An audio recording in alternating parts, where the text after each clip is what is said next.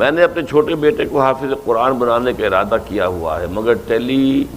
Vision پر سوالات کے ایک پروگرام میں ایک عالم دین نے بتایا کہ قرآن کو حفظ کرنا ایک نفل عبادت ہے جبکہ اس کو سمجھنا زیادہ افضل ہے۔ یہ سن کر میرا جذبہ ذرا سٹ پڑا ہے۔ آپ کا اس بارے میں کیا خیال ہے کہ یہ آپ کا ٹھیک ہے؟ کیا حفظ قرآن کی اتنی اہمیت نہیں ہے؟ جو بات انہوں نے کہی ہے وہ صحیح کہی ہے کہ اصل شے تو ہے قرآن مجید کا سمجھنا۔ حفظ قرآن جو ہے ایک اضافی ایک نفل شے ہے، فرض تو ظاہر باتیں نہیں ہے، قطعاً نہیں ہے، فرض تو کوئی بھی شخص نہیں کہتا کہ فرض ہے یہ، لیکن جو اس کے درجے مقرر کر دیے گئے ہیں اس میں بڑی مغالطے والی بات ہے۔ اس لیے کہ حضور کے زمانے میں حافظ وہ کہلاتا تھا۔ میرا جو کتاب ہے مسلمانوں پر قرآن مجید کے حقوق، اس میں میں نے وہ حدیث بھی درج کی ہوئی ہے، صحابہ کا قول، کہ ہم حافظ اس کو سمجھتے تھے کہ جس کے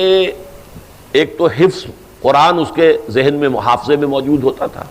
قرآن کا علم اس کے دماغ میں محفوظ ہوتا تھا، قرآن کا عمل اس کے پورے وجود میں محفوظ ہوتا تھا، وہ حافظ کہلاتا تھا۔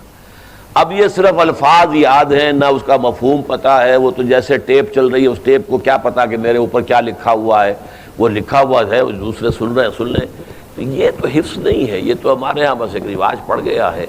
اور بہرحال ایک زمانے میں اس کی اہمیت بھی تھی کہ قرآن مجید کی حفاظت کا ذریعہ اللہ نے اس کو بنایا،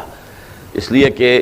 اگر اس وقت لکھنے لکھانے کا اور کتب خانے اور چھاپے خانے اور یہ اور وہ اور ٹیپس اور آڈیوز تو تھے نہیں، تو اس لیے اس کی جو اہمیت پہلے تھی اب وہ رہی بھی نہیں ہے۔ البتہ یہ ہے کہ اگر آدمی یاد کرے اور جتنا زیادہ یاد کرے گا اتنا ہی اس کے پاس ایک دولت ہے، خزانہ ہے۔ البتہ اصولی طور پر جن صاحب نے وہ بات کہی ہے، میں نہیں جانتا جس نے کہی ہے، صحیح کہی ہے کہ قرآن مجید کا حفظ ایک نفلی عبادت ہے، اس کا سمجھنا یہ ہمارے لیے فرض ہے، اصل شے فرض سمجھنا ہے۔